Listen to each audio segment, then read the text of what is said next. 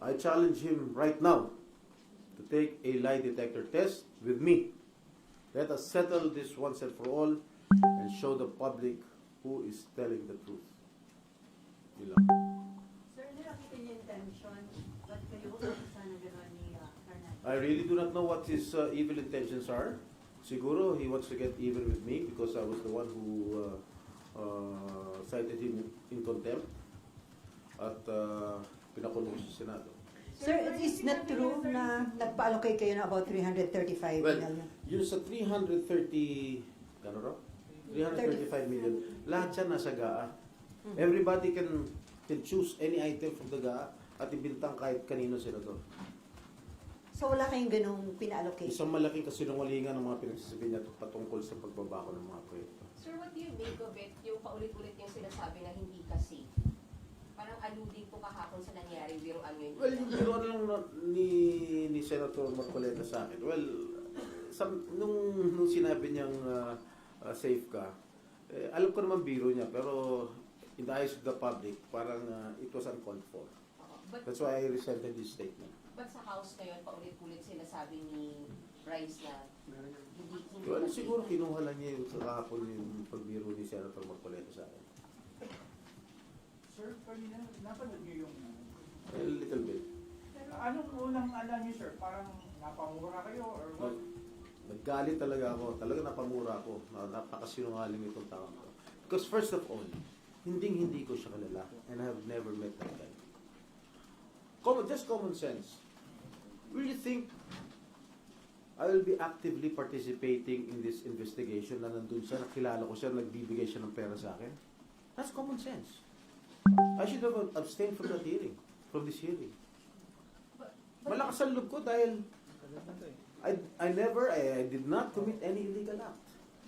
Sir, claim niya naman kay, sir, claim niya ay District Engineer Alcantara ang nagsasabi. Si District Engineer Alcantara, he even denied it. Dininay niya yung kay Senator Joel, dininay din niya yung sa akin. Oh. Sir, kinukolekta magkakalala daw kayo nung Maynila pa. Sino? No. Hindi ko siya kilala. Sa Manila? Siguro I met him once, twice, but never an acquaintance. May picture kayo ni DPWH Engineer Alcantara, sir. Do you remember that, sir, when that was taken? Sino? No. Hindi ko siya kilala. Sa Manila? Siguro I met him once, twice, but never an acquaintance. May picture kayo ni DPWH Engineer Alcantara, sir. Do you remember Well, that, sir, when that was taken? I do not know. I cannot recall that event. Pero sa dami naman nagpapapicture sa akin, hindi ko naman pwede tanggihan. Kung drug lord yan, gambling lord, malay ko naman kung drug lord yan o gambling lord, hindi ko naman matatanggihan kung sino nagpapapicture sa akin. Remember, we are all public figures here. Sir, sasampahan niyo ba ng kaso? Yes, sasampahan ko ng kaso yan. Anong kaso? I have to talk to my lawyers. Will you confront him sa next hearing na? If he's here, he's seeking refuge in the house already. Doesn't want to come back here. Sa PNP Custodial Center na daw, sir. I do not know. Sabi ni SP Soto, nagkaroon ng agreement ni Speaker. I do not know. Well, if he's going to be invited or subpoenaed here, then I will confront him. Pero sir, totoo yun, sir, na meron kayo talagang pa-allocate ng pondo sa Bulacan or wala? As I mentioned earlier, lahat yan, line item yan, nasa GAA. Anybody can choose those line items at bintang sa mga senador. Pero hindi kayo nag-recommend, sir, ng budget? No. Wala? No. Ever? No. So, ni-check niyo na, sir, yung GAA na wala kayo doon na? Yes, I think so. I told my staff to check on it. Pero sir, saan siya papunta? Yung I really do not know kung anong intention nitong si Bryce Hernandez. Ang feeling ko lang talagang he wants to get even with me because I was the one who cited him in contempt. Nakita mo naman, napakasinungaling ng tao ngayon. I asked him kung siya yung Marvin de Guzman, alias dun sa, ginagamit niya alias dun sa paglalaro sa casino. O didinay niya, mukha niya yun nandun. Ang laki-laki magpatalo sa casino niyan. Ilang daang milyon kung magpatalo sa casino niya. Saan niya kinukuha yung pera? Oh. Kaya ako naniniwala ako, kahit siguro may may ghost project itong Sims Construction. Naniniwala ako na totoo lahat ng sinasabi nito eh. Na nagbibigay siya ng limpak-limpak na salapi doon sa DPWH kay Bryce Hernandez eh. Yung mga picture na sir ng pair, ang dami. Imagine. Saan yung initiative lang yun ni Bryce? O may tao sa likod niya na nagkita pa? Well, I do not have any idea. Sir, sorry, yung 355 million, it's in Tagaa. You allocated to where, sir? Bulacan? Bulacan niya, nakalagay dyan. 2025 na. Listed po siya, na-item sa GAA. Sir, kayo po nagpasok doon, yung item na yun, sir? Ano? Anybody pwede naman choose kung pwedeng ibintang sa mga congressman, mga senador. Lahat yan nandyan eh. Nasa GAA lahat yan. Pero sa kung pwede ibintang kahit kanino, basta definitely hindi kayo ang No, it's not me. Wala kayo natatanda nagpa-allocate ng ganun. I don't know. Sa dami ng mga mayors, mga governors, mga konsehal na humihingi sa akin ng mga project, lahat pinaubaya ko na lang.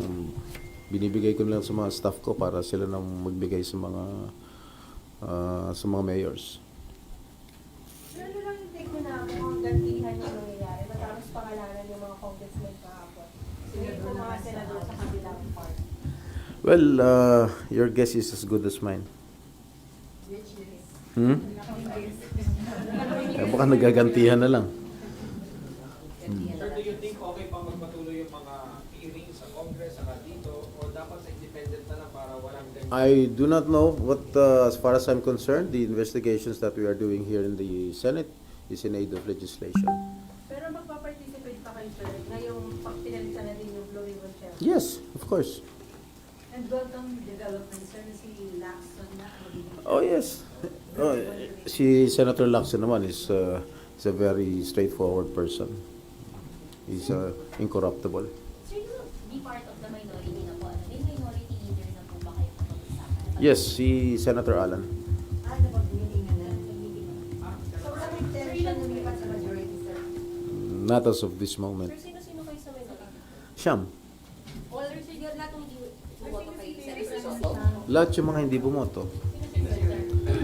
Ako, Senator Bongo, De La Rosa, Padilla, Marcos, Escudero, Villanueva, Marcoleta, and Alan Peter. Tapos, sir, siya, minority leader. Si Senator Alan, yeah. Sino deputy minority? I think si Senator Marcoleta. Sir, ano po yung committee na ina-offer po sa minority? Oh, wala pang in-offer. Sir, daw, Committee on National Defense, ibibigay natin Senator. Hindi ko alam. Maybe. That's the, yan ang prerogative na majority. Wala kang hinihingi na committee chairman. Wala ko. Siyempre, I've been with the minority since I entered the Senate in 2004. I was a member of the minority then. Si Senator Nene Pimentel pa ang aming minority floor leader. Siyempre, lahat yung mga leftovers ng majority binibigay sa minority. Ganun talaga. Sir, bagong minority block, paano mo di-describe? Hindi naman magiging obstructionist. No. We will cooperate. We will cooperate with the majority. Na lumantad din sa hearing. Sen, lumantad din po sa hearing kayo sa House na may convo po si Vice Fernandez with a certain Beng Ramos. Okay. Yung convo po is about nyo sa kukunin na yung pera. For the record, meron po ba kayong staff? I do not have any staff named Beng Ramos since I entered the Senate. Okay? That's for sure. She's a staff of the Blue Ribbon Committee. Beng Ramos.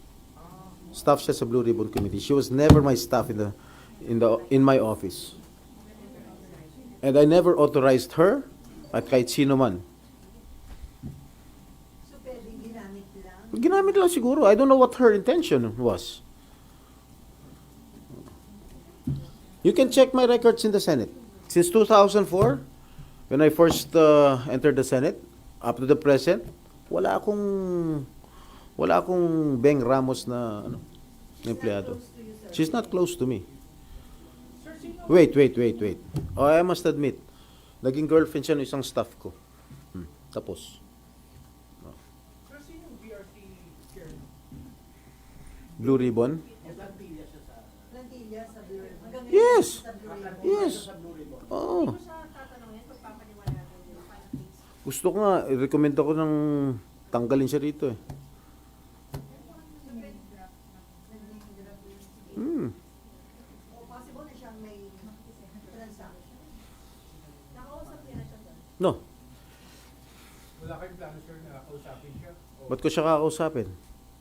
Pero hindi pwede report sa Senate leadership. Siguro I will write a letter to SP Soto.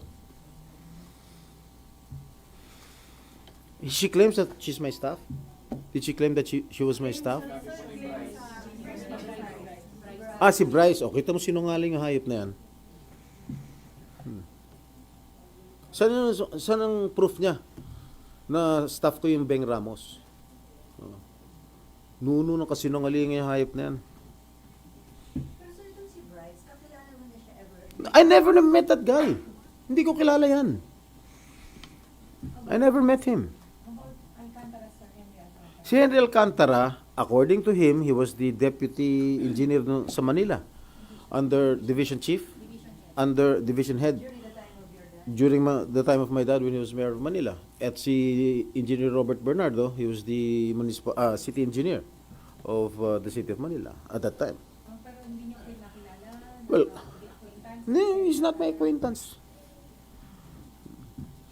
Yung sinasabi ni Bryce na nagpupunta siya sa mga birthday parties ko. May pinakita siyang litrato kasama si Secretary Laguesma. Lahat nung inibita ko ng birthday ko, mga 60th birthday ko, inibita ko lahat yung mga cabinet members. Not only si Secretary Laguesma. Siguro sumabit siya sa isang kaibigan, alam mo naman, ganun ang Pilipino, sabit-sabit. Sa picture. So, you're confident, sir, na hindi maniwala yung fact na Secretary? Of course, I'm confident. Napakasinungaling yan. Kita mo. Sa investigasyon lang kahapon, sa Senado, lahat pointing at him, towards him. Nung in-interrogate ko siya tungkol sa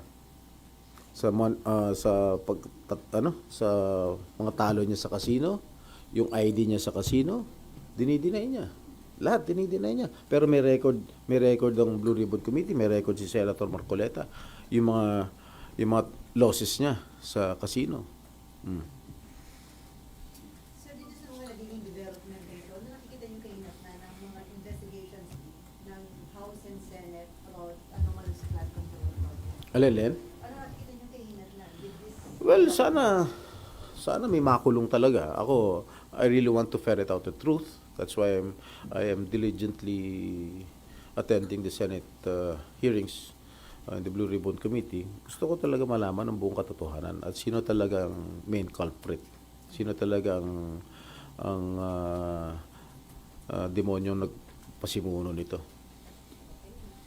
Hindi ka magpe-privilege speech mamaya about this? Maybe tomorrow kasi magpi-privilege speech si Senator Ping In San Joel. and si San Joel. Maybe kasi dalawa-dalawa na.